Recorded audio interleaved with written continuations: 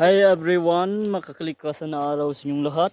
Nandito tayo ngayon, no? Kung saan may nakikita tayong isang halaman, no? Tinatawag ito na sa amin dito is tinatawag itong alingatong, no? Alingatong sa kalabaw. At sa inyong makikita, no?